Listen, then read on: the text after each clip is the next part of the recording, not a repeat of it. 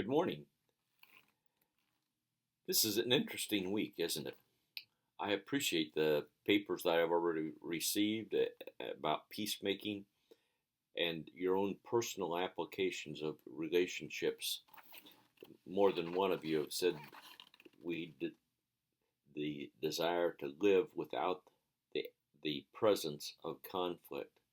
And yet it is so prevalent when, as one of you said, when you put two people who have a sin nature into the same room or same situation, you're going to have conflict.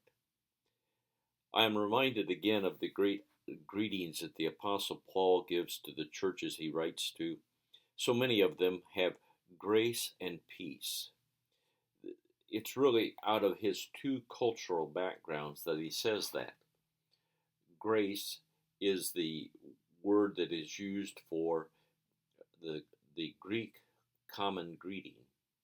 It's grace.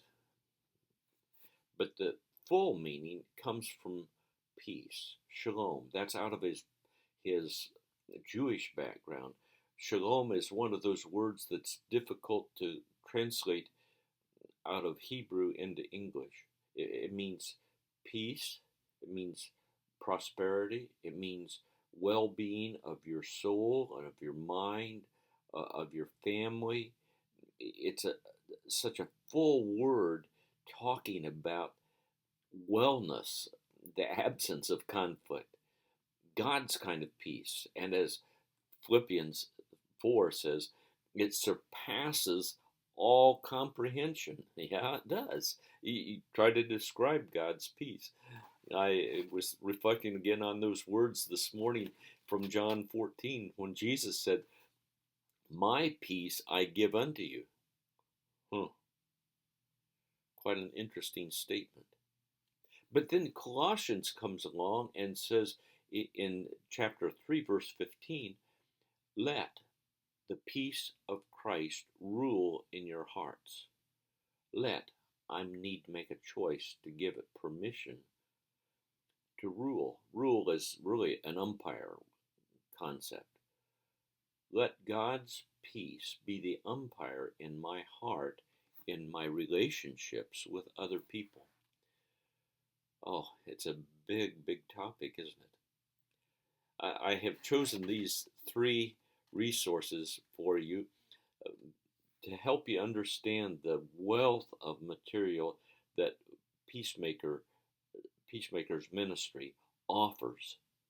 The videos are each lesson number 1 in 2 different series for use in a local church or in a small group. Excellent resources. I encourage you to consider getting them if you have a ministry situation where you could use them. And the book is just one of a number that they have published. Quality, life-oriented material that will shape your heart. They have an excellent small group Bible study that I've used that I found very helpful. Sometimes it's so helpful as a ministry leader to get somebody else to say what you would like to say, but they say it better. It's a third party, so that you can discuss what do you think of what the presenter said, and the opportunity to interact on those things. Peace is mentioned in 58 verses in the epistles alone. What an incredible accent, and how important it is for us to live in peace.